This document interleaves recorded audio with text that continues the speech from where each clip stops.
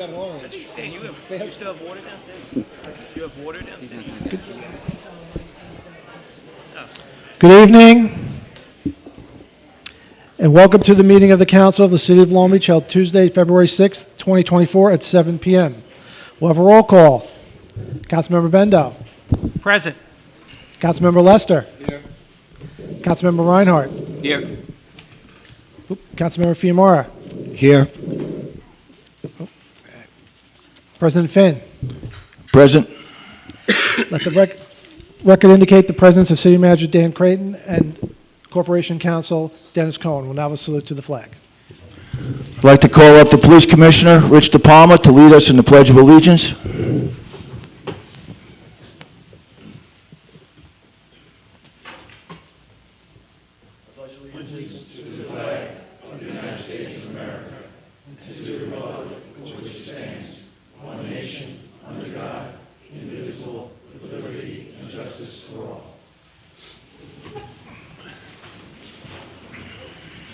Thank you, Commissioner.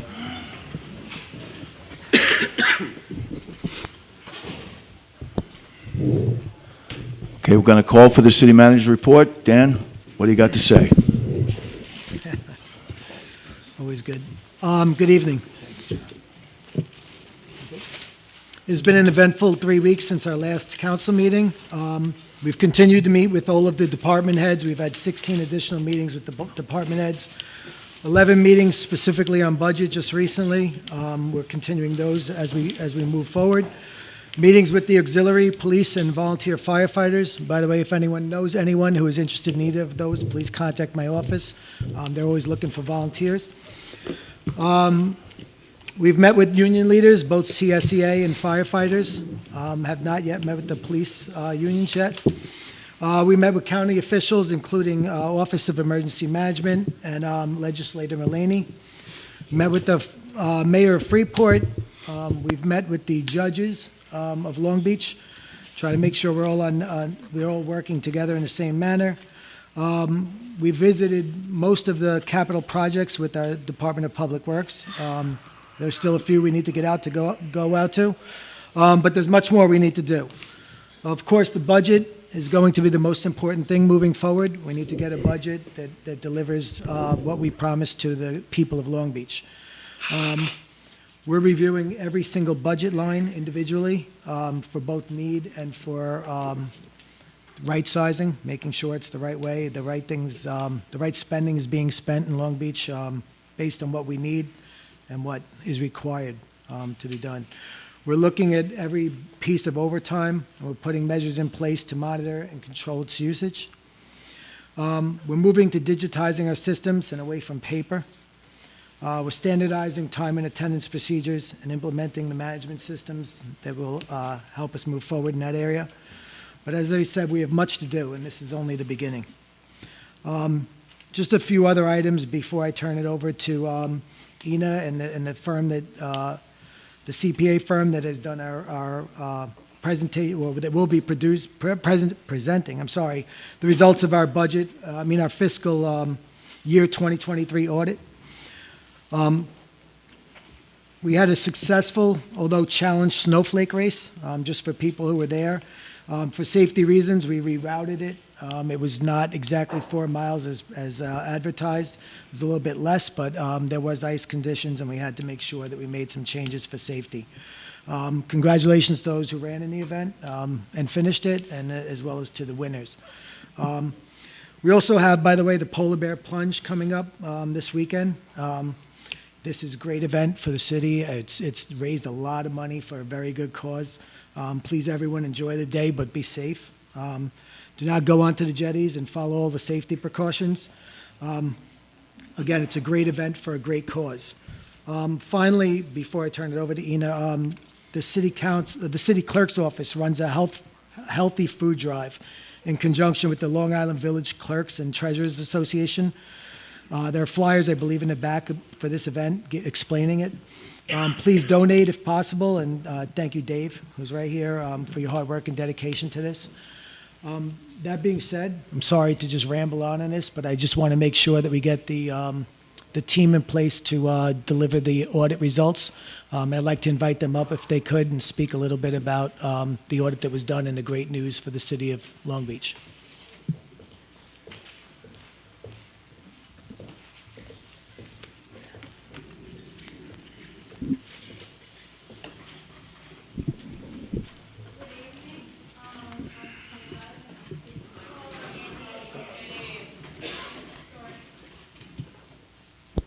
How about now? Good evening. I'm Ina Raznik. I'm City Controller. I'm here to present two partners from Benedia. Benedia is a company that audits us. They're independent public accountants. And here is Alan Walther and Tim Doyle. They're both partners in charge of our audit, and they work in the public sector of Benedia, and they audit cities, villages, school districts, counties, right, towns. So without any delay, I'm going to give it to them. All right, thank you. Yes, Tim Doyle with Bonadio to the city. Thank you for having us this evening. We're here to present the results of your audit. We've concluded our audit procedures and are wrapping up. We provided a draft to the city. We'll be wrapping up certain administrative matters to finalize the financial statement audit. We want to start with just thanking the city's business office and Ina for all of their help during the audit. An audit can be a very challenging thing, a lot of requests from the auditors. I've been involved in the audit now for all of the years that we've done it, which is 5+, I think, and this is the earliest that we've concluded and presented at this meeting. So kudos to your team for all of their help. Thank you. The deliverables that we will present, be issuing to the city include the required communications letter, which we'll talk about tonight, the financial statements, and yellow book reports, which we'll talk about tonight. A management letter will be issued as we complete the rest of our audit procedures, and our uniform guidance audit is in process. That's the audit that is required because the city expends in excess of $750,000 of federal aid. We're working through our final procedures. We'll be issuing that report very soon. The city has spent $5.7 million of federal dollars, and the federal programs that we are auditing are the Department of Transportation expenditures, disaster assistance, and the CDBG, the Community Development Block Grant Program. And then the final report that we'll be issuing as well, very similar to the federal single audit. New York State requires a Department of Transportation audit, and we are in the process of completing those audits as well. The required communications letter is required communications anytime we perform an audit, so it's just information that we are required to provide to the Board of Governance, the City Council. So some of the items of note for the year ended June 30th, 2023, the city was required to implement GASB 96. GASB is the Governmental Accounting Standards Board. That is the rule-setting body that sets the accounting policies that the city needs to follow. We worked with Ina and we worked with the city to consider GASB 96, and we determined that was immaterial. That related to, similar to last year when the city implemented GASB 87 in leases. GASB 96 pertains to software, and we determined that was immaterial. We did consider all of the significant estimates and disclosures that are part of the city's financial statements, and we determined that they were fairly stated. We encountered no disagreements with management related to any financial accounting, reporting, or auditing matters, and we had no significant difficulties in performing the audit. As Tim said, this is the earliest that we've presented audit results in the 5 years that we have been the city's auditors.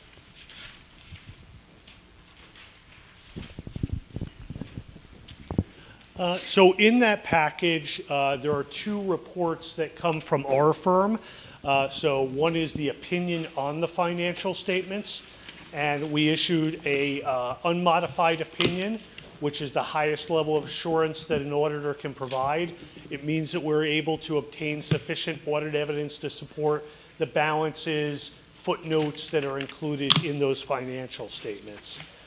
Additionally, in that report is what's called a governmental auditing standards report, and that's a report that requires us to report on your internal controls over financial reporting, as well as your compliance with laws, regs that could have a material effect on your financial statements. We noted no material weaknesses or significant deficiencies in those reporting internal controls. The prior year, you did have one significant deficiency, so there's certainly improvement that we've seen there this year.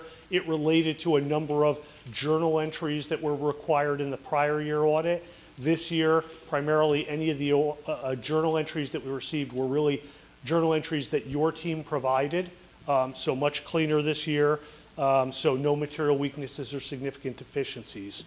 Similarly, no instances of non-compliance with laws and regs were noted, so very clean reports, unmodified on the opinion on the financial statements, no material weaknesses or significant deficiencies.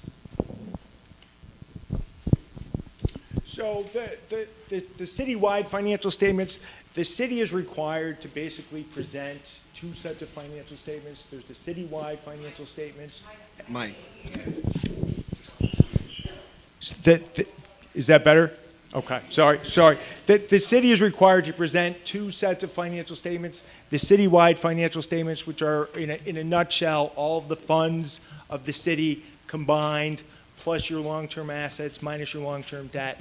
And then also the city presents the fund level financial statements, which are fund by fund, the general fund, capital projects fund, et cetera. What the citywide financial statements show, your statement of net position,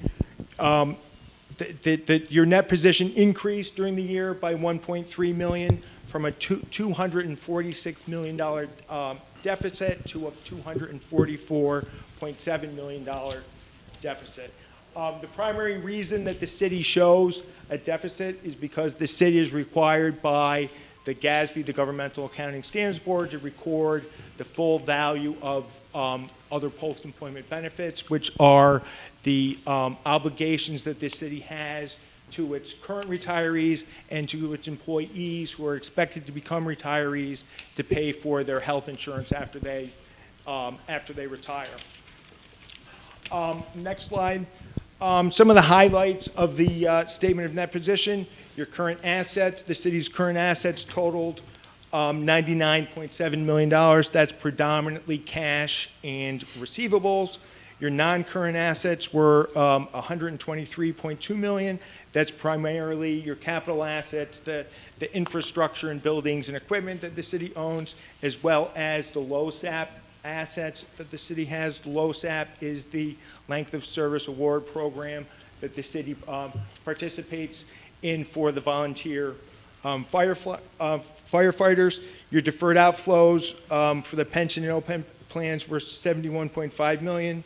Your current liabilities were $79.8 million. That consists of accounts payable and accruals, bond anticipation notes, and the current portion of long-term debt.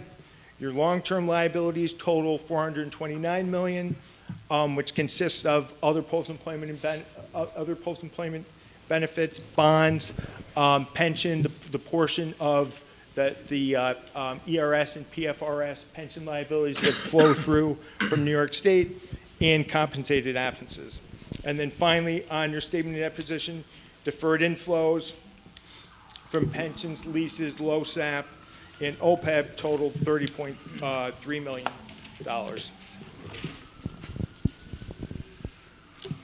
As Ellen mentioned, those were your entity-wide, so that's all the funds put together and on a full accrual basis, so it looks long-term in terms of if you were to close the books today and pay everything that you would owe into the future, what would the balances be? So a lot of those are very large. When we drill down to the fund level, on this slide, we talk about the fund balance for all governmental funds decreased $2.8 million to $36.1 million. So that's all of the funds together. The general fund, which is the most significant fund, and it's what drives your budget primarily, the general fund increased $4.2 million, resulting in an increase in unassigned fund balance to $14.1 million from $10.6 million in the prior year. Your unassigned fund balance is that fund balance that isn't restricted or otherwise accounted for. The capital fund balance was $11.1 million. Those are your long-term capital projects. The capital projects expenditures were $12.5 million during the year. Next slide. A couple of things that occurred during the year. Moody's did upgrade the city's bond rating to A3. So some of these improvements that we've talked about that the city has had in recent years have improved the bond rating. That in turn allows the city to save on interest costs. When you have a better bond rating, your interest rate costs are less.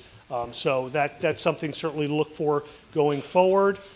The City of Long Beach's 2024 budget is $102.1 million, and the total general fund balance is 16.5 or 16% of that.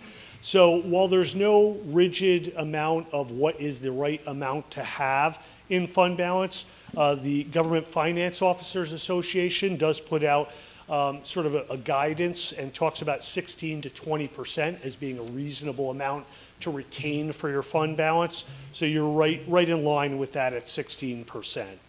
An adequate fund balance reduces reliance on short-term debt borrowings and allows a cushion for unexpected expenditures.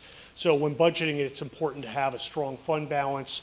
Also, as mentioned, allows you to have funds that you don't have to go out to short-term funding or less of it, at least. With regard to the results for the city in your general fund budget versus actual, your general fund revenues were under budget by approximately $1.2 million, primarily due to shortfalls in various New York State aid amounts expected. On the other side of the budget, your expenditures were under budget by approximately $4.7 million.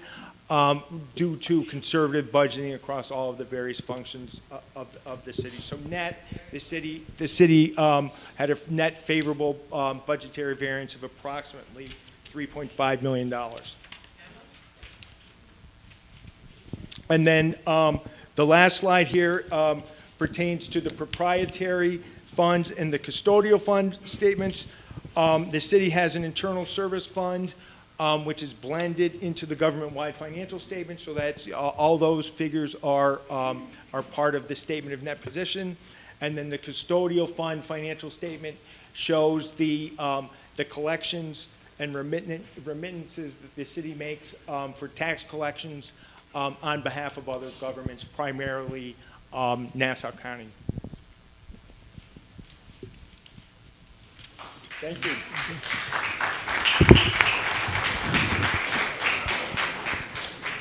I'd like to thank Ina Resnick and the audit team for what you've done, what you've put together. I've watched on YouTube, I've been in the audience, and I've watched Ina present, and always does a very, very professional job. And now I have the good fortune to watch it from the inside, and you are really a great credit to the city, and I thank you very much for what you do. Spasiba.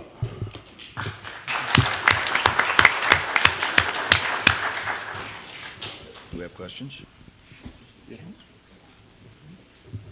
Okay. Making sure it works. A couple of questions. Can you go back to this slide with the general fund balance? Hold on. It's about 5 slides back. I got to switch slideshows here. No, that's not it. I'm getting there. Hold on.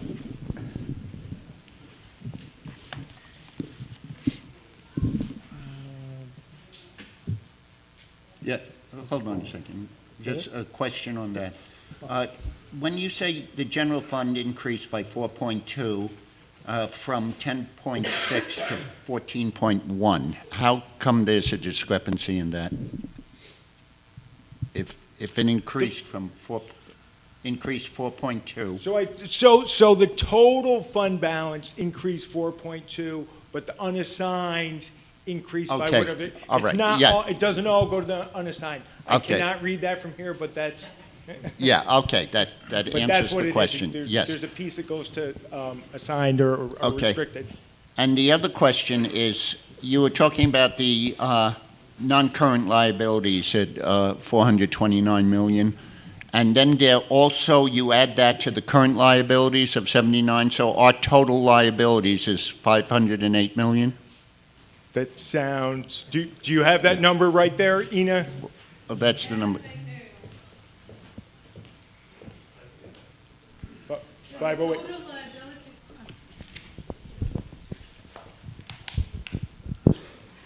The total liabilities, it looks like, are $508 million, almost $509 million. Ina, and how does that compare to last year's total liabilities? Do you know? No? I don't remember from the top of my head, but I think it decreased a little because a lot of those liabilities are also actuarially determined. So I think that it decreased by $6 million. Okay, thank you. John? For the benefit of those in the room that don't speak accountant, can you just boil it down? How are we doing?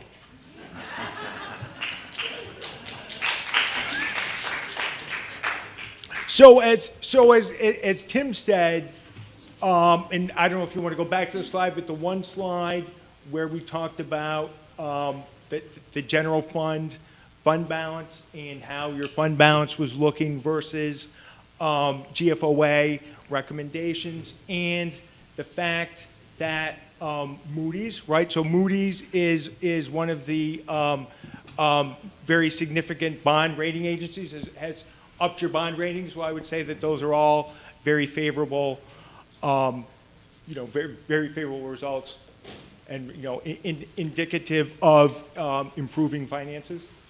So you've now done our audit for several years. How would you say the city has been trending these last several years? I guess this is my first year, but I think I can speak for Tim and Ina as well, and say that I think the city's internal finance department is doing much better. As we said, it's February 6th. This is the earliest that we've ever presented our audit for June 30th in the past. So, that's a big improvement. Last year, as Tim said, we did have an internal control finding in your financial statements, which was not repeated this year. So that was an improvement. I think as was pointed out, fund balance has grown, which is a favorable thing, and your bond rating is up. So we've been moving in the right direction? So all favorable. Good. Unmodified Okay. opinions on your financial statements as well. Great. Thank you. Thank you very much. Appreciate it. Anyone who would like to comment could do it during good and welfare on this, but thank you. That's just comments, not questions. Thank you. Thank you. Thank you very much. Thank you. Thank you. Thank you. Thank you. Number 4, which is a resolution confirming the appointment of a fire commissioner.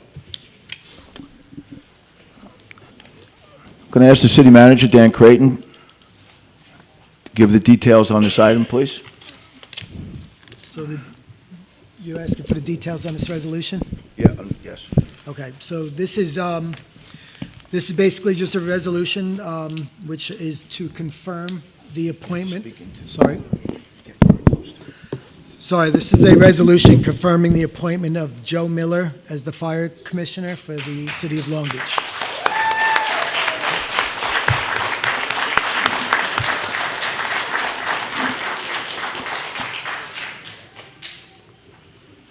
Okay. Right. Any comments from the council?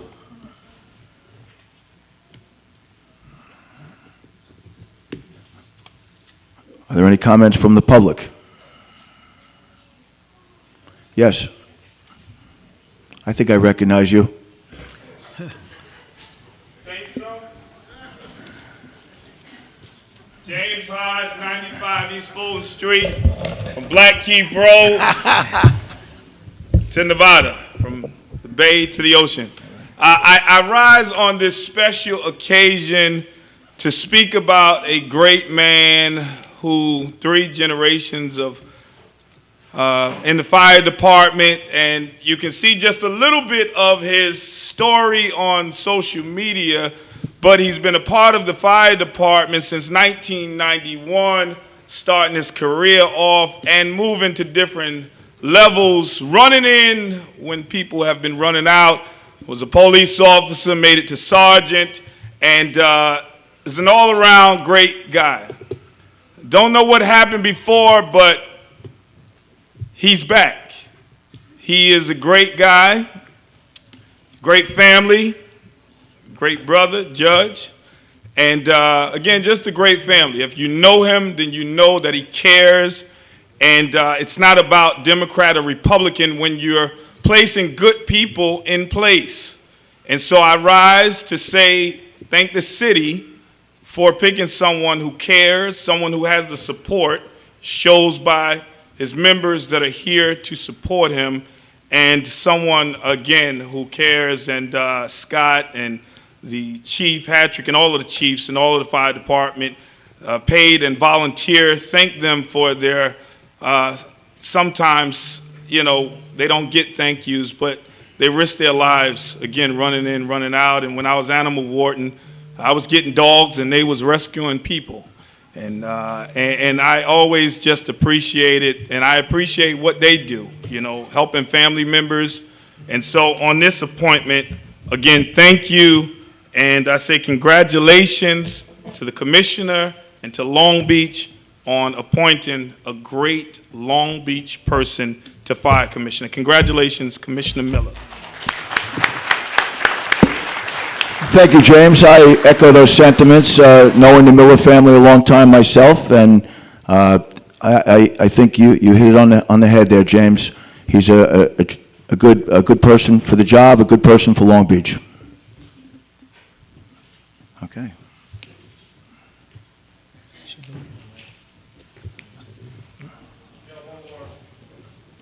Okay.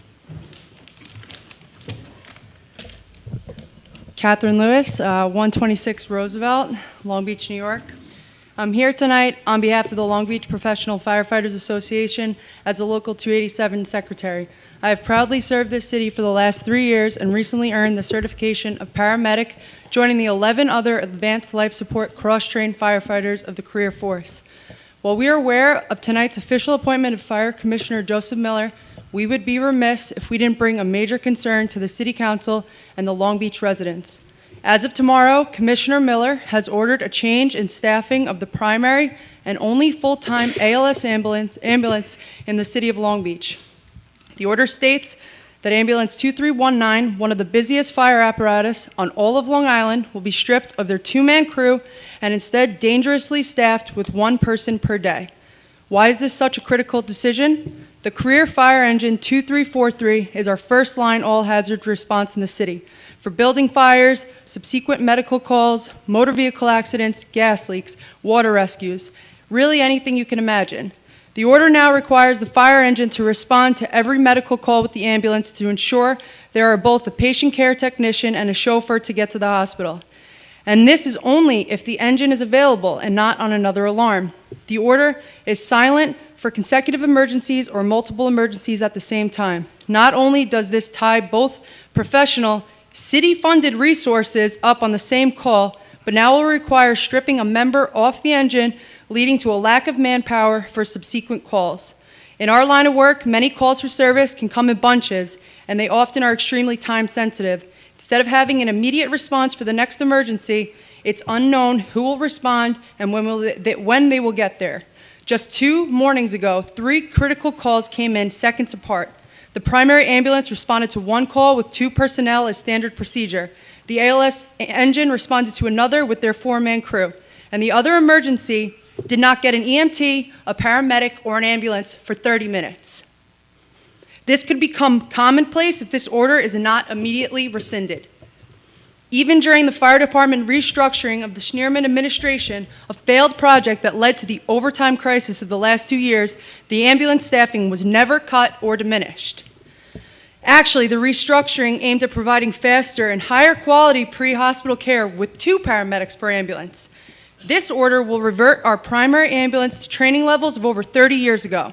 The commissioner is now stating that ambulance 2319 will be put in service with newly employed basic life support EMTs as the sole personnel for the day, possibly without an ALS provider.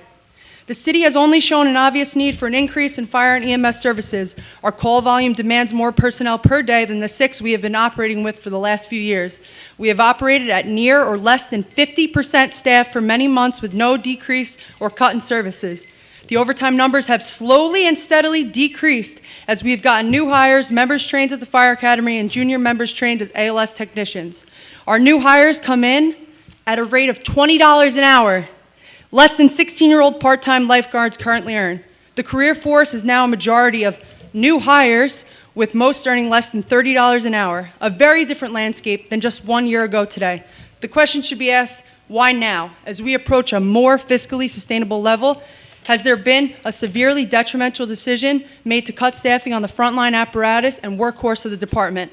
This most recent order is simply dangerous, short-sighted, and breaks a number of agreements that were made in good faith between city officials and the union for the safety of the residents and those that protect them. We strive to provide our best and most professional service to the city and its residents. We can only hope that the leadership gives us the opportunity to do our jobs in an efficient, operational manner. Thank you for your time and your consideration on this matter. Thank you. 1 second. Thank you for your service. I appreciate your service. I appreciate what you're doing for the city. As a retired New York City police officer and detective, having been involved with fire departments, I have nothing but the greatest respect for the fire department in this city as well. I actually put a fire out in my neighbor's house last month, and the fire department showed up right away when I called them. So I understand. And it's a very complex issue, and you bring it up. It's a fiscal issue as well, and we can never let fiscal get in the way of safety, obviously, and we never will. But at this point, I'd like, you're going to speak next, obviously, and then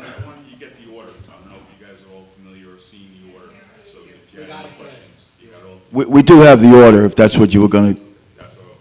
Yeah, we do. We saw it. We were aware of it, and we will address it. But you want me to read it? You want me to read the order? Well, if he wants to read it, he has the right. You want to read the order? Okay, go ahead. Sure. Okay. Come on up, yeah. Brian Abramson, State Street, Long Beach, VP of the Long Beach Professional Firefighters. Glasses on, sorry. So, it's labeled the Career Staffing Response. It's order number 1 for this year. Fire Commissioner Joe Miller's signature on the bottom. All previous orders regarding the staffing and response of the uniformed forces temporarily rescinded and replaced with the following order. Effective Wednesday, February 7th, 2024, 0800 hours. The following order for staffing and response shall be utilized until further notice. For the engine, 4 firefighters shall be scheduled to work on the engine each tour. For the ambulance, 1 firefighter shall be scheduled to work the ambulance each tour, which may be a non-academy trained firefighter. Schedules should be prepared to ensure at least 1 ALS firefighter is scheduled to be on duty in addition to an officer. Additionally, overtime for firefighters shall be allocated utilizing firefighters first and then officers if no firefighters are available. Response: if available, the engine and ambulance will respond together on all calls, all alarms. That's for a broken toe. We're sending 6 people, an engine and an ambulance. Does it say that there? Nope, that's okay. my addition to it. That's not part of the order there. Just want to make sure I got it right. Here's the rest of the order. During the course of a medical-related alarm, If the need for a technician is determined, either BLS or ALS, then a firefighter from the engine will be temporarily deployed to the ambulance to assist in care and/or transport.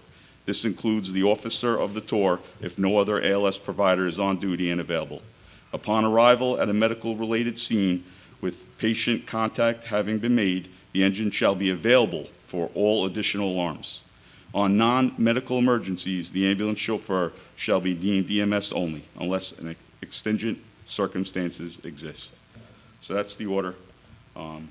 I would love to talk about each one of them and how it really doesn't help the need if there's 2 calls going on at one time. I don't know if we're going to a call on Nevada for an elderly person fell and broke their toe, we're sending an ambulance and 4 firefighters to that call. But we could just possibly just be right there and maybe a house fire comes out in the canals. And now we're going to this, you're sending the engine and ambulance to try to save money, yet we're going on to that call. We're not going to the other one that we should have been going to. If there was 2 people on the ambulance, they're going for the broken toe, the engine's available to go onto the canals right away. That's slowing things up, slowing service down, giving the wrong personnel to certain situations. Can I ask a question? Because I'm not sure I understand. The engine has 4 firefighters scheduled. Four firefighters Can at it all roll times with on the engine. less than 4? So in our 2021 agreement, Yeah. we agreed, and it was a continuation of our 2017 agreement, that we agreed to have 4 firefighters cross-trained on the engine at all times. So there's a difference between scheduled and on the engine. Does Scheduled on the engine, No. in our agreement is but what I'm saying, maintained at all times. okay, so when it says Yes. scheduled here, Right, that's the difference here. That's So what I'm- here, yeah. it's saying that, but we have contractually says maintained at all times. Here, we're not maintaining at all times. We're Right. sending an ambulance, we're gonna be ripping the guy off, going on to an ambulance. Now we're only 3, which is an unsafe right, staffing level. that's one of my questions. The other one was when you're talking about 1 person on an ambulance, that requires the truck with the 4 people so that because 1 person, I used to be EMS in the city, and nobody would go alone on Right, anything. so the Yeah. understanding here is, Yes. now we're sending the fire truck with the ambulance, knowing we're gonna be stripping him off, just in case the person has to go to the hospital, because 1 person can't transport and Right, protect no, the person at the same not time. even close. Right? So even close, that's the yeah. idea here, to try to save money is, well, we're gonna stay with the deal, to send them this way. It's backdooring our minimum manning that was agreed to in good faith with the city, with the full knowledge that that personnel is going to be stripped off for the first medical call, possibly the second medical call, and possibly the third medical call. And it will also be sending out ambulances with just BLS? So It could, yes. that could be That's what with it's this saying, order. yes. This could be the case. Okay. Problem. All right, thank you. I'd like to ask our previous fire commissioner, who is actually building commissioner as well, Scott Kemmons, if he would come up and help clear up this situation. Because it is far more complicated than as is presented. I understand the complications. We have a fiscal responsibility to the citizens of Long Beach to make sure that we can keep funding the fire department and keep everyone safe. Thank you, Commissioner Kemmons. Good evening. As I spoke to a few of you today, go back because it was mentioned, in 2015 the city went in a little bit of a different direction and went with paramedics for the fire department on the ambulance. Before that occurred, the minimum manning of the career force was 5 firefighters. That was part of their previous contract that had a expiration date on it. It expired when the contract expired, but the city continued with the 5-man minimum manning. That was 3 firefighters on the engine and 2 on the ambulance. When we entered into litigation, the city with the union to try to get rid of the paramedics, the union wanted to go back to having 5 cross-trained firefighters working at a time, 3 on the engine, 2 on the ambulance. Sometime after that, we were in state Supreme Court, there was a settlement, and in 2017, that settlement was that there was a no layoff clause naming several of the firefighters that were employed at the time, as well as that there will be 4 firefighters assigned to the engine, with a clause in that agreement that an engine firefighter could come off the engine as needed to handle an ambulance call.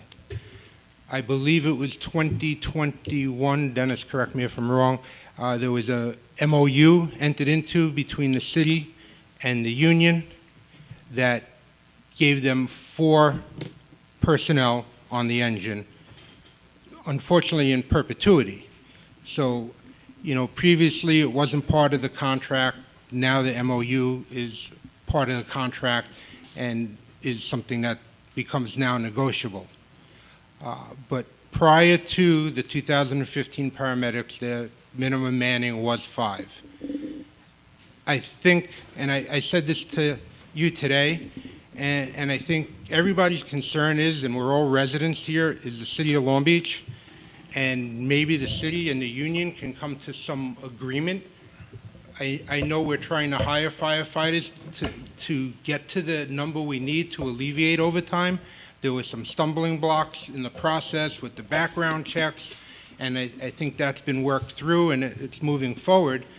Maybe the city and the union can come to some agreement temporarily, non-binding, that, you know, to go to the 3 and 2 until we get to that number. The city's protected, the taxpayers are protected, we have 2 guys on the ambulance, and moving forward to get to that 4 and 2 with no overtime. That would be my suggestion. You know, once I got married, I learned that word compromise, and I hear it every day, except I'm always the one compromising. But it's just something to think about. Thank you very much, Commissioner Kemmons. I appreciate it. And I'm trying to learn compromise myself. I'll say this. I think this is not the time or place to do a negotiation. I totally agree with everything you said, and I agree with the firefighters. You need to be safe. The residents need to be safe. We need to have efficient and practical emergency services. We are going to address the problem, and it's duly noted tonight, and I think that maybe you brought up something that can be worked on. Thank you very much. Scott, one question, Yes. just to put it in perspective. How many calls do we have a year? Approximately 5,200. 5,200. Yeah, And almost 80% of them are EMS. So we're talking 3,000, almost 4,000 About ambulance calls. 3,500 ambulance calls. Yeah. Yes. With the possibility of 1 person on. Well, the ambulance would only respond with 1 person, to my understanding, Yes. as long as the engine was going with it. It wouldn't be going by itself with 1 guy to a scene without the additional manpower responding to back them up. But as was noted, what if the engine is needed somewhere else? Then nobody goes. That would be based on a call-by-call basis. Yeah. Okay, thank you. Can I just? Thank you.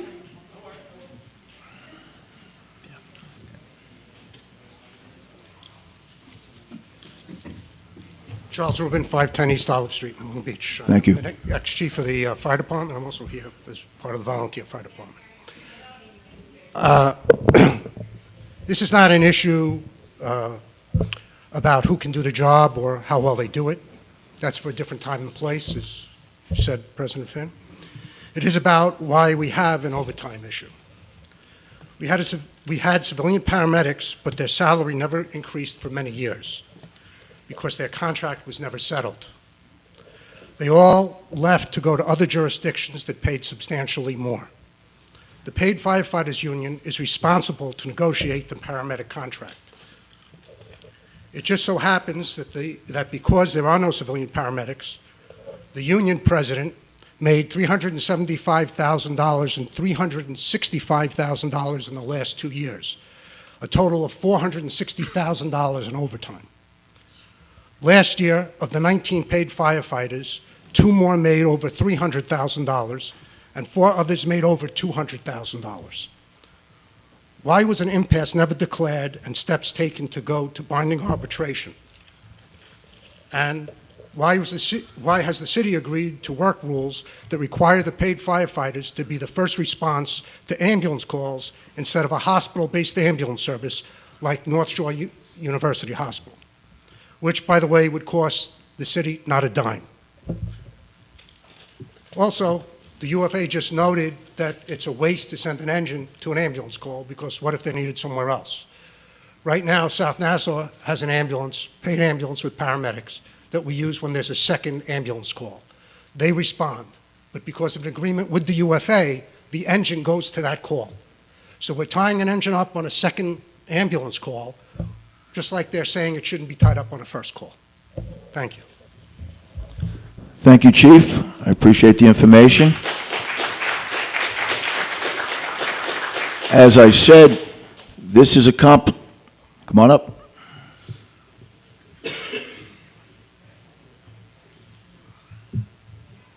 Brian Jones, 618 East Walnut Street, treasurer of the Long Beach Professional Firefighters. Just to speak to what Charlie just said was completely inaccurate. We maintained from the beginning that we had one contract with the paramedics, which fell under our contract, so their salaries subsequently would have been our salaries the entire time. It was your outside counsel that has appealed 5 times and finally lost. We appealed for them not to pay into health care, to work the 24-hour shifts that they all wanted. And once they realized that the city was appealing that 5 times, that's when they all began to jump ship. Other than that, does anybody up here know how many salaried personnel are in the fire department budget this year? I'd just like to say that I don't think this is the time or place to be negotiating a contract, and I already said that. So you don't know the number? I'm just asking. Do I know the number? Yes. I thought it was 17, but I... No. How many are budgeted?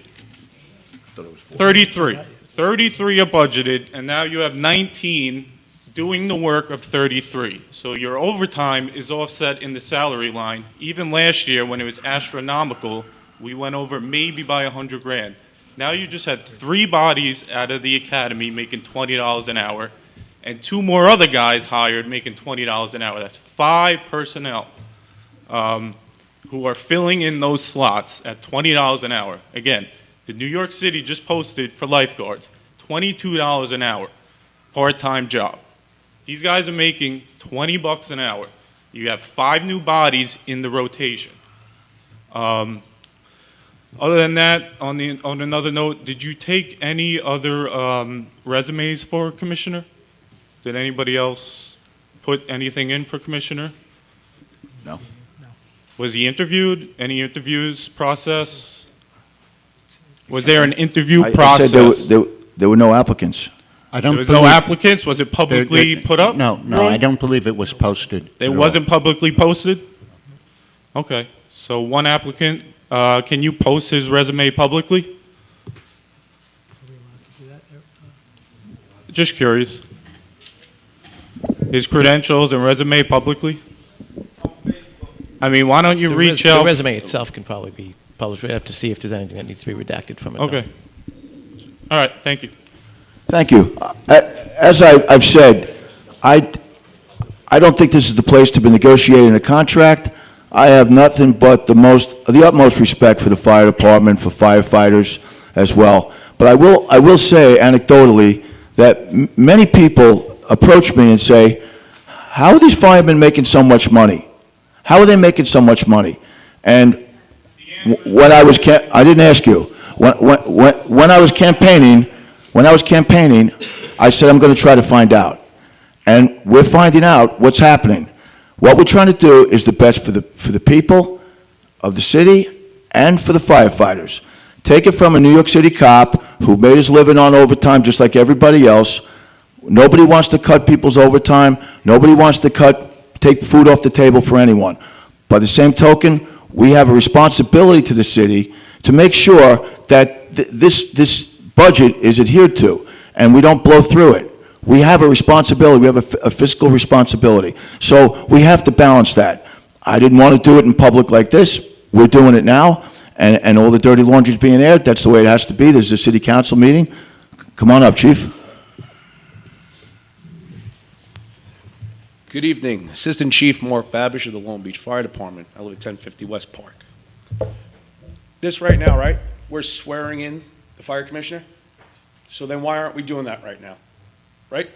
Let's do it. The man is noble. He was my original supervisor as a police officer. And let me tell you, he's a great guy. And he's probably the best guy for the job. Right now is when we should be swearing him in. Not all this banter. That should be at the end, right? So let's swear him in already. That's it. Okay. I agree with Mr. Babbage, and I just want to say, hold on. Chief Babbage, I agree with you wholeheartedly, and I just want to say, yeah, this isn't the time, and this is really, I've kind of sat quiet because in a way it's classless. We're sitting here in the, swearing in, inauguration, whatever you want to call it, of somebody who's dedicated his, time and effort and life to the city. And there's been open, no contract for how many years? 14. 14 years. We're doing this tonight. Everybody wants to come up here and yell at everybody on the stand. The people, we've been here 30 days. You're talking about stuff for 14 years. You're asking me salaries, this and that. No, I don't have salaries. I know in one pay period, 2 firemen in 2 weeks made $25,000. I know I don't make that. I know Roy's a lawyer. He don't make that. Anybody in this room make $12,000 every 2 weeks? Okay, good. So it's not the time to do it. If you guys want to do that now and disparage the ceremony, it's classless. There is a time to do this, and I had many firemen reach out to me today, in which I'm friends with and respect. And I said, you know what? Everybody has a point. And what hasn't happened over the last 14 years is nobody's had the courage to say, get everybody in the room. The volunteers, the paid, the commissioner, the city manager, the city council, and whoever else has a voice, and hash it out. That's what needs to happen. Not public forums, sitting up here to people who are basically volunteers, bashing them. People have been here 30 days, bashing them, and you have the salary, do you have this, you have that? No, I don't. I have certain facts, and I know that I was elected to protect the taxpayers of Long Beach. And that's what I'm going to do. I'm going to make it fair for everybody. I know one thing that isn't fair, and I say this to the people who are making the money, it's not their fault. They're not stealing things from the city. They're not stealing time. They miss their kids' birthdays. They miss holidays. They miss, major events. They're working. It's the system that's broken.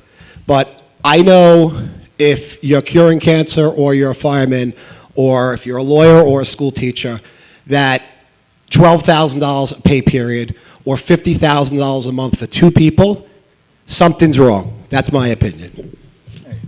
Go ahead, I'm sorry. No, Council Filmar. I'm pronouncing it right? Yes. Sir. Just reiterating what you just said. What stands before you right here is a person who has the courage to speak up, to say that we are one department. There are members of this department that are trying to be one department. The leadership is failing us that we are not becoming one department, that there is a division between the volunteer and the career department. We are Long Beach Fire Department, career and paid, okay? We are the only department in Long Island and in New York that is career and paid, a combination fire department. We have the chance to show the rest of the nation that a combination fire department can work and will work, but we have to have the platform to speak our mind, okay? We've never given that chance. What stands also before you is, and I had to speak up because I'm tired of hearing from the rest of the forum, is what stands before you is the only paramedic that was hired in 2015 that has sustained a career employment with the fire department and has succeeded to be a professional firefighter trained. So the program worked. I'm standing before you that it worked, and it is going to work with our new hires that we're hiring as EMTs to put them through the fire academy. The union did not fail the paramedics. Didn't fail me. I'm standing before you. I have a career. I love my career. I love serving the individuals in front of me and the people who are here with me behind. For 9 years, I have been a dedicated paramedic and now professionally trained firefighter. Yes, this is not the time to do the banter. However, our job is time. Time is life. To have an order go through at 8 o'clock tomorrow morning is going to detriment somebody's life. I can't say, obviously, with HIPAA, but I have treated numerous people in this room in my 9 years career. Okay? You mean when I got hit by a car? Well, just to say for facts, just now during this meeting, there was 2 medical calls that went out simultaneously. A pedestrian struck, and then there was a person that was bleeding to death. Okay?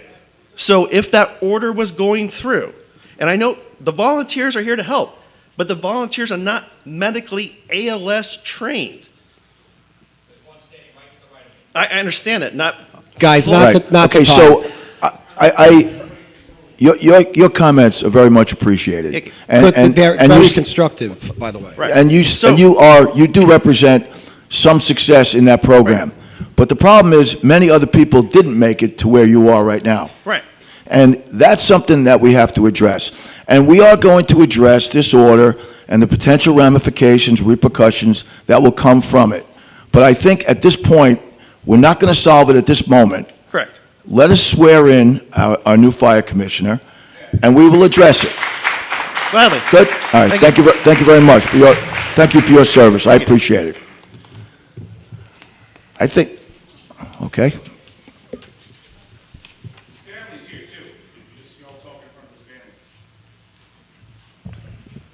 Good evening, President Finn. Nick Rooney, President of Long Beach PBA. I want to keep this short. I did not intend to speak tonight. This has gone to a place that I wasn't expecting. I apologize for being dressed down. I do want to start by saying I give my full support to a man I've known for a very long time, including his family, to Joe Miller as fire commissioner. Regardless of the dispute right now, I think he will do a phenomenal job of working through it. I don't know the ins and outs of what's been worked on so far, but there is one point that came up that is a very fair point brought up by the UFA, is that the city's continued use of Bond, Schoenig, and King as their labor counsel, with Terry O'Neill as their senior partner, has been a complete obstructionist to many of these issues, and it's caused a lot of problems that are now being dealt with. I think the new council should take a serious look. Corp Counsel has traditionally run that role. I believe Bond, Schoenig, and King's firm has been given free rein to disrupt labor contracts in this city, and it's caused many, many problems. My union was out of contract for 7 years and 9 years without raises under Mr. O'Neill's negotiations, and it's what put them in a 14-year bond. It needs to be considered. I didn't mean to speak on it, but it came up. It came up briefly, and I didn't want you to miss that point. I appreciate your time. Point well taken. Thank you. Thank you. Let's bring up the fire commissioner, and we're going to do a... You Okay. can't swear him in. It hasn't been voted on. Okay. Little So- formality. Hold on. Okay, so item 4 is a resolution confirming the appointment of a fire commissioner. Won't you just move the adoption of this item? I do. Second? I do. Voting, Councilmember Bendo. So I've been wrestling with this because I've been on the council for 6 years, and I've watched the fire department over that time. Obviously, as people are hearing tonight, we have a great fire department. It keeps our residents safe, but it's got its problems. Some of them go back many years. They're political, they're union related. But we're here now about this, about reappointing Joe Miller as fire commissioner. Obviously, based on what you heard tonight, I've had some concerns. I've discussed those with the city manager. The fire commissioner works for the city manager. The city manager works for the city council. And I've been assured that there will be action taken or oversight that maybe hasn't existed previously. So I'm inclined to give our city manager and the process a try to see if it can work. So I will vote yes. Councilmember Lester. No. Councilmember Reinhardt. We were up in City Manager Creighton's office before this meeting, and we discussed, we know a lot of the challenges, and City Manager Creighton has really dedicated and promised to try to bring parties together and have some oversight and try to mend some fences here. So I'd like to welcome back Joe Miller and vote yes. Vice President Fiumara. So we spent some time, all five of us, or everybody here, actually, 7 of us, up in the city manager's office, or down in the city manager's office before this. And it was a long conversation. And, it's a shame in our city that there's such a divide and a cultural, it's broken. Like the system here is broken. And, I saw it when I was campaigning with the city workers. Now I'm seeing it firsthand with the firemen, who I'm both friends with, paid and non-paid, and I appreciate everybody's service. Mr. Creighton has promised us that, and he has a man of experience with this, that he's going to try and mend the culture and get everybody to the table. The fact it's been off for 14 years, and again, I don't want to make this about a contract negotiation.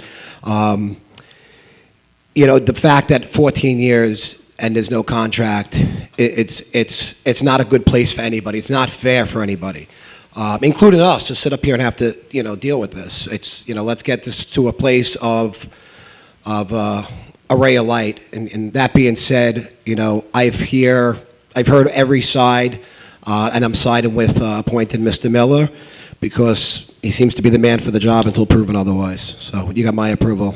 And best of luck to you, Mr. Miller. That was a yes vote. That's a yes. Okay. Checking. President Finn. I know what it's like to work without a contract. I know what it's like to get a bad contract. I understand where the firefighters are on this, and I understand also the problems of management when you see various issues that arise because of no contract and maybe previous abdication of fiscal responsibility. I think that Joe Miller is the guy who's going to bring this together. I think Joe Miller is going to work hard for this. I know Joe Miller, and I think he's a credit to the city, and of course I vote yes. So welcome aboard, Commissioner.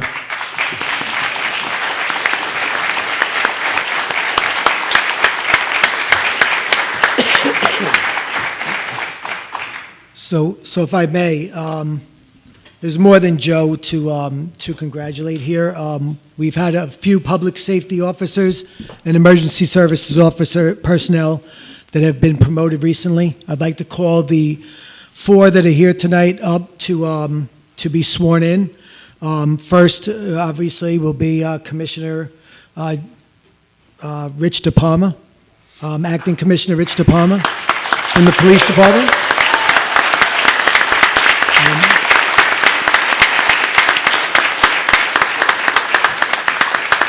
Also from the Police Department, our new Inspector XO, Executive Officer Mike Corbett.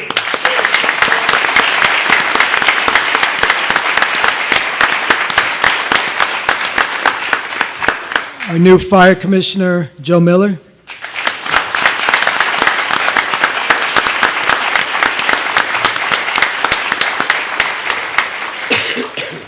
And the person that's always giving to the city, our Commissioner of the Office of Emergency Manager, Scott Kemmons.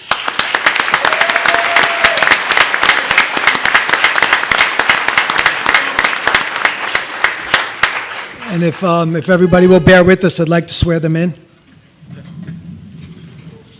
Want us to come down or stay up here? Come on up on the dais. Oh, no. All right.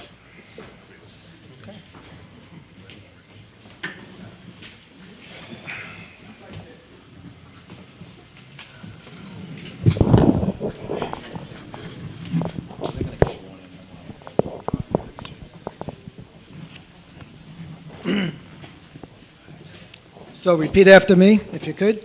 Raise your right hands. Yep. I state your name. Do solemnly swear that I will support the Constitution of the United States, the Constitution of the State of New York, the Charter and Code of Ordinances of the City of Long Beach, and that I will faithfully discharge the duties of the office of, state that office, according to the best of my ability.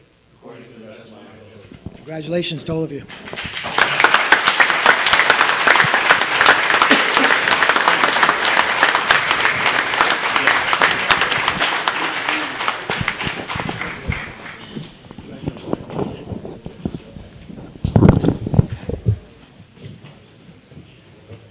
Take a quick photo with you guys? Yeah, great.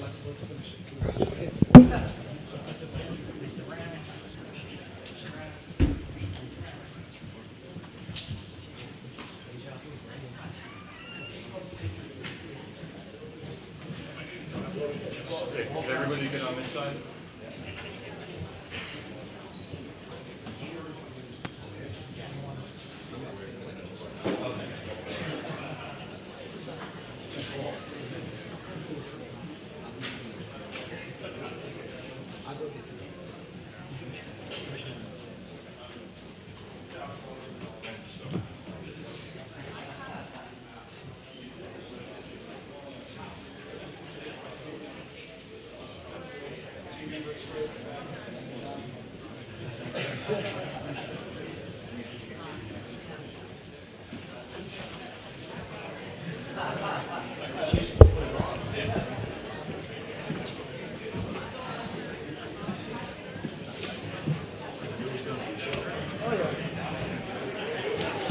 All right.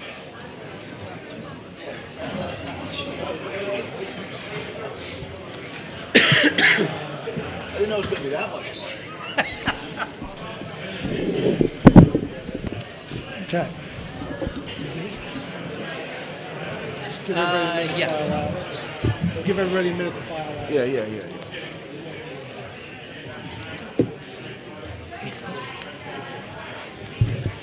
Okay, one down, 12 to go.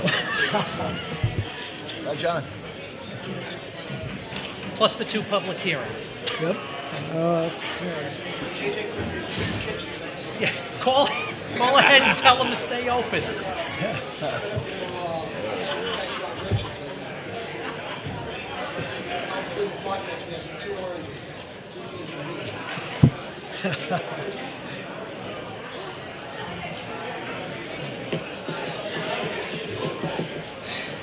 All right, so we're done. Yeah, Move on. Let's wait till everybody gets out. Okay.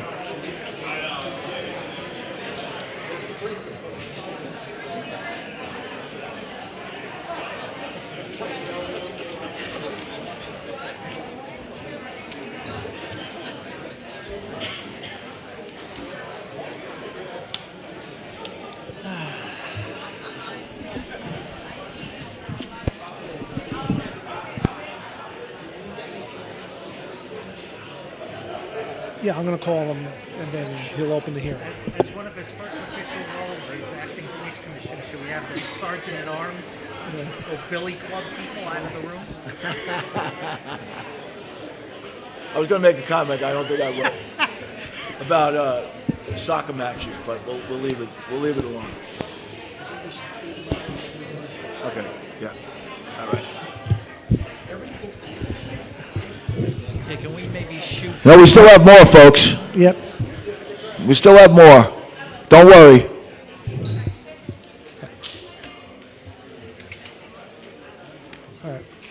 Okay. Back to the regular agenda. Our first item is a public hearing for a local law amending the charter of the City of Long Beach regarding city officers. Yeah. This item, Nope, turn it on. This item is for the restructuring of the composition of the Ethics Board. The current composition is 8 members, 7 volunteer, and the Corporation Council. The amendment would change the membership to 5 members that are volunteer, and the Corporation Council changed to an ex officio member to advise the other members. So it's a fairly simple public hearing. I think we should be able to breeze through it. Dennis, I think you may want to say a couple words. It also would eliminate the requirement that at least one member be an elected or appointed municipal officer or employee. Yep. Thank you.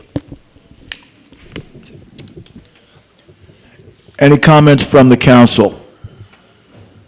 Just one question. One question. This basically was because we didn't have enough applicants? Yeah, we've struggled, I believe, over the years in getting enough members to fill the board. We had a ethics board meeting at which, we discussed that issue, and the recommendation from the ethics board was to reduce it from 8 to 5. Okay, but it wasn't that we had applicants and we just didn't choose them. We just couldn't get enough applicants. That is my understanding, yeah. Okay, thank you. Any comments from the public?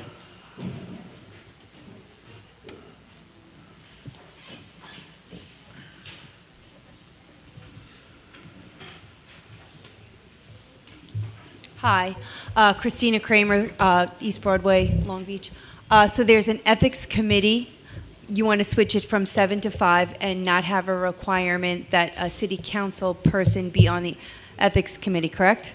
8 to 5. Well, yeah, 7 to 5 without it. Yes. Okay, so maybe we can put up some clarification. What is the ethics committee? How often do they meet? What kind of things they will be presiding over? Like, you're not going to get volunteers if nobody understands what it's for and how they would be able to contribute. Do they get nominated, or is it just anybody? What kind of qualifications should they have? So I'm not saying maybe there's a reason why you haven't gotten any applicants. People don't really understand what it is. That's all. Thanks. I hope that's the reason.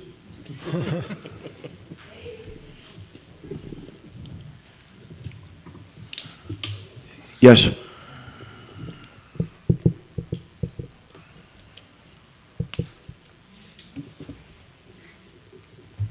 Hello. Hello.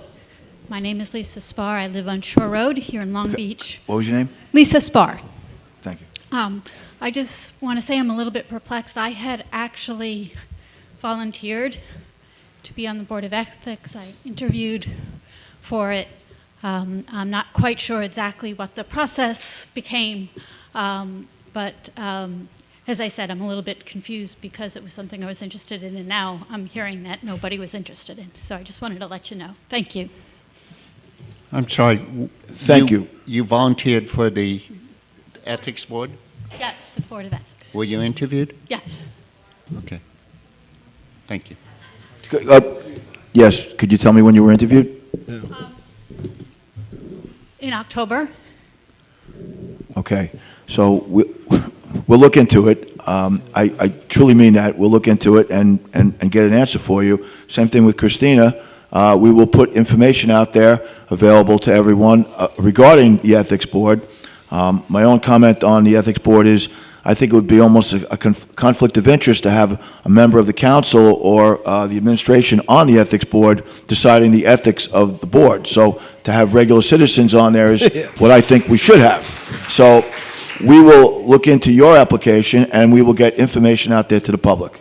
Lisa, before you step off, who did you interview with? I interviewed Okay. and the assistant and Cindy. Could you give everybody's full names? I don't want to get them wrong. Myself and the then Deputy City Manager, Cindy Rogers, and it was put on hold because this legislation was, or this amendment to the code was being considered at the time, so we sort of stopped the process then. Understood. Thank you. That was a quick investigation. Yeah. Excellent. Thank you. All right, Thank you very thanks. much. Any other comments? Close it. Okay, I make a motion to close it. I'm still Well, learning just- this game. Just close the hearing, okay. All right, item 2 is a public hearing for local law amending the charter of the city of Long Beach regarding city officers. Okay. This change in the charter is for indemnification of hearing officers, whether city employees or outside vendors. Since they're working on behalf of the city as independent hearing officials, they should be indemnified as any other person acting on behalf of the city in an official capacity. Right now, we only indemnify our current employees, so we should be doing this to make sure that if we need outside indemnification, the people are entitled to it. So that's really all this is. Okay. Dennis? Everybody understand that? Any comments from the council? Any comments from the public?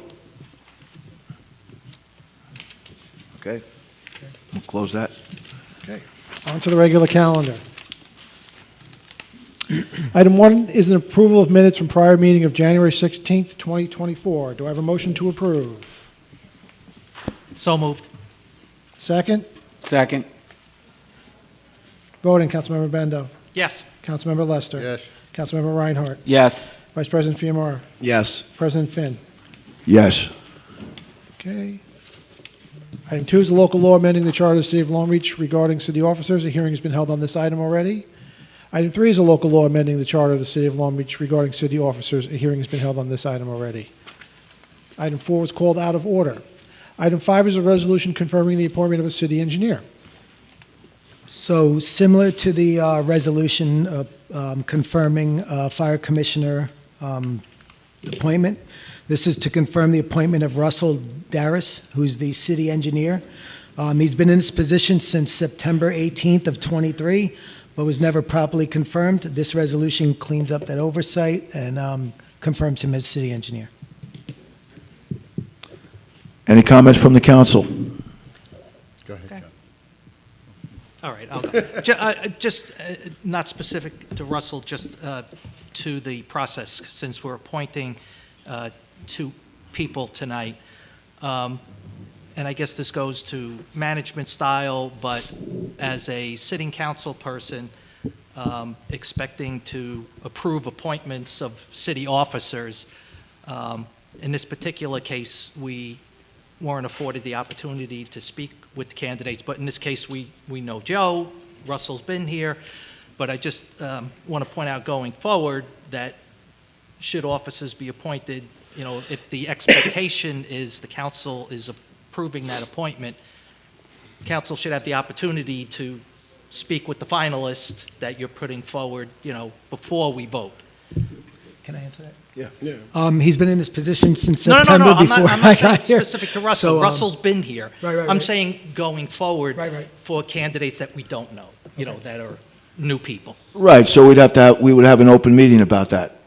Correct. Yeah. That's what Okay. I'm just pointing that out. That So going it would forward- have- it would have to Right, if happen the at a 5 meeting of us just are like this. expected to vote to appoint someone, Right. we should have the opportunity to go, okay, tell us about this person. Right, but he was already hired. No, I get Yeah, that. right. He's been here. Okay, We- good. All We right. know Russell. All right. So if I could just also add, Russell is here. I thought he wasn't going to be here, so we did not plan on swearing him in. But we can if you guys are. We can have a beer after Russell. Congratulations. Well, we haven't voted yet. Any other, Roy, you have a comment? No, I just, he's the guy that signs off on everything. He's the only engineer in the city, right? We don't have, I do not believe he's a professional engineer. oh, he's not a professional engineer. So we have to hire people to sign off on things? I can sign off on him. Oh, okay. Professional engineer, but we'll, if it's within my area of expertise. You got to talk into this thing. So. So it's, I mean, things So like if we the have to sewer hire a department professional and- engineer, if it's something with which is in my area of expertise, I can sign off on it as a professional engineer. If it's outside of my area of expertise, we will have to use outside professional engineers to sign off on it. Okay. Any comments from the public? Okay, we'll close that. Okay, item 6 is a resolution authorizing the city council to enter into an employment contract with the city manager. Okay, I probably should recuse myself from talking about this, but this resolution is to enter into an employment contract with myself. If I can add, the past city managers, as well as several exempt employees, have contracts that allow for up to 3 to 6 months of pay after termination. I've waived these clauses. This is just basically to confirm additional time for leave based on my years of experience. So I'll leave it at that for this discussion. Thank you. I will make a comment about it. It was not our policy to to offer contracts to exempt employees, but they have been offered in the past. I'm not saying it's wrong or right either way. It was just something that we preferred. In this situation, this contract is not about, as they call a parachute, when someone is terminated or has to leave. This was about the amount of vacation and other issues, but not salary. So it was essentially required due to civil service contract rules, and that's the reason for it. Any comments from the council? A couple of questions. Who drafted the contract? I drafted it, and I had it, ran it through legal counsel. That's really, and they put it into a better format than I had. Okay. And who negotiated the contract? I think it's for you guys to vote on. I don't think it's negotiated yet, right? I don't know. It was presented without being negotiated? You saw it. Right. And I have no idea. This is, when it came out, I saw it. It was presented as a contract, not a negotiation. It's a resolution as a contract. I just asked who. Is it a negotiation until you sign it? What? It's a negotiation until you sign it. Negotiation is before you sign it. Finalizing the contract is when you sign it. That's what I'm saying. Yeah, no. Negotiation's totally different. No, it's not. Yes, it is. We haven't agreed to it yet, right? Well, no, we haven't voted on it. It's That's presented how you as an agree to agreed to. something, by voting on it. Okay, let me ask you a question then. Where did the number 220 come from? That was the previous salary. That was the salary of a person doing the police commissioner's job and the city manager's job? No, that was the city manager's job. That's just the city manager. That was not, when she was hired at 179,300. Who's she? Donna Gaden. Yeah, but it went up since then. It's in the budget. Ron Walsh was getting paid 220. He was getting paid 220, but he was also not getting paid as a police commissioner. The 220 was given to him to compensate for the fact that he was doing 2 jobs and he was doing OEM. That's why I'm just asking where, I'm asking where this was negotiated, how the number came out. And from my understanding, it was the previous number that the commissioner was getting paid, and he shouldn't have gotten paid for the other jobs. They were jobs he took, saying he didn't want to get paid. So, when one of our things coming into this was not getting into another Donna Gaden situation where we give a contract to a city manager and, they quit or get fired and they have 6 months, salary. And I Cost appreciate that, and I appreciate that Dan right? waived that. That's nice. I'm just asking. It's on page 233. Yeah, What? It's on page 33 of the budget. Yes, but. So why are you asking? Because I negotiated that. And we said you're getting that money because you're doing 2 jobs, actually 3 jobs. But it was always told to the public that he wasn't getting paid extra for doing the other jobs. No, we told the public we were saving them money because we did not have to pay. I was under the impression. And that was also. It's in the budget for 220. Uh-huh. Okay, Yes, I know. so you knew that. Yes, I know Right. that because So- he was doing the 3 jobs. And we didn't know that he was going to be replaced. So because he was doing the 3 jobs. No, you knew he was going to be replaced because he has to resign from the job. You knew that. You knew that. Not when the budget. Brendan, the budget is done in April and May, okay? You weren't even a thought at that point, April and May. So we didn't know that at the time the budget was done, that he was going to leave. We did not know that. But We that's knew what was that he was budgeted doing- for, If for you the read city in the manager. I'm sorry. Am I wrong or right? It was the line item for the city manager is 220. We didn't make that salary. Okay. That was there. I don't know what we're talking about. All right, well, I don't you need know, I can the heckle understand. factory, the minions. Will you be X to leave? Perhaps it should have been written, city manager and police commissioner for 220. No, it was that, at that time, because he was doing both jobs, we had to put that in the Understood, budget. but it's not there, it's not in the budget that way. Right. That's the way. But we also, there was money for a police commissioner that we didn't spend. That's not the point. I just asked where it came from, okay? And I asked why it was, who negotiated it. And like you say, you don't consider negotiation until it's time to vote. I consider negotiation when a contract comes out. Then you had every opportunity to negotiate it. When? I got it Last week? Yeah. Okay. So that's not negotiations. When That do we was ever get presented with the contracts? contract. When do we ever get contracts more than a week out? What? When do we ever get contracts more than a week out? Since I've been here, I haven't got a contract or any, I get the resolution every Friday, and I haven't seen anything else, documents more than a week out. Well, I saw it at the same time as you. I mean, okay. So just the historically, because the city manager works for the city council, it's traditionally the city council that negotiates the terms of the contract, with the help of the corp council, or it's been outside council at times too.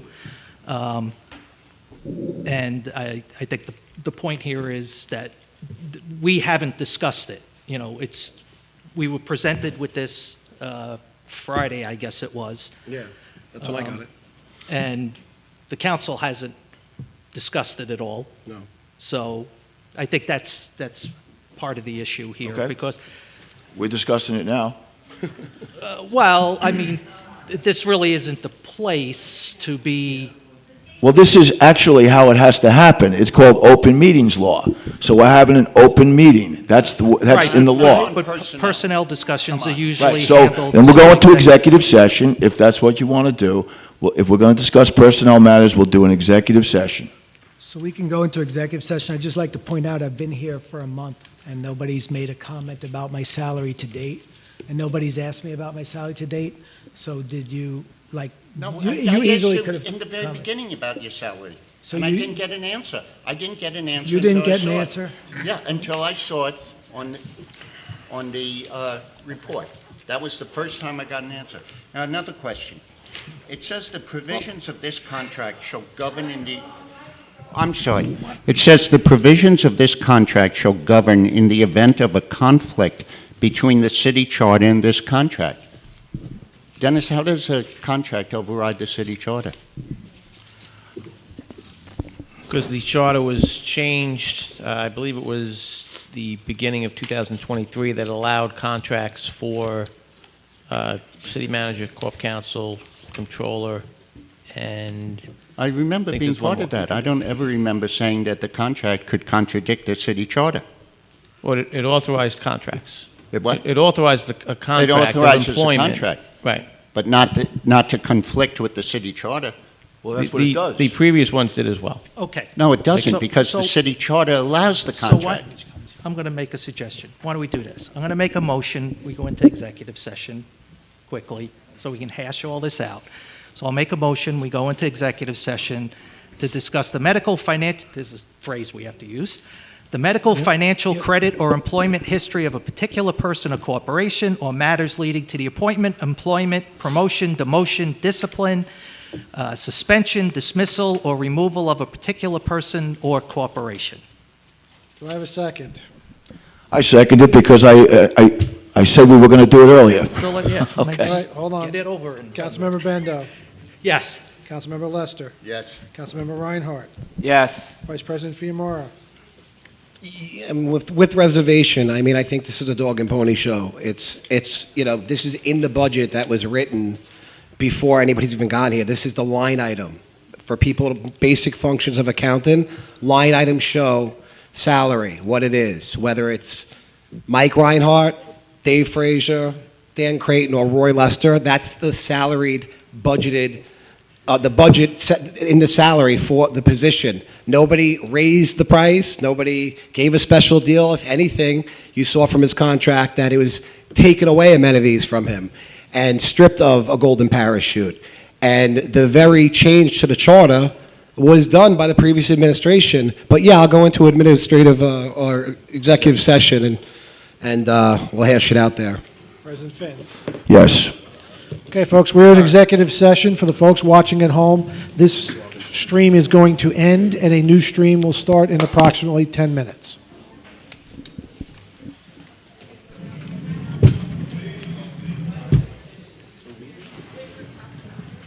Yes. Yeah, I'll open the door for you. Just 1 second. I just got to stop the stream. Just give me 1 second.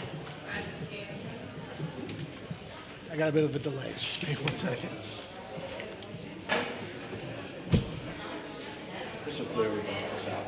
Yeah.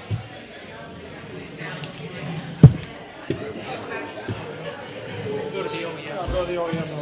You got the key? Yeah, I got the key. I'm just waiting for the stream to catch up. Just give me 1 second.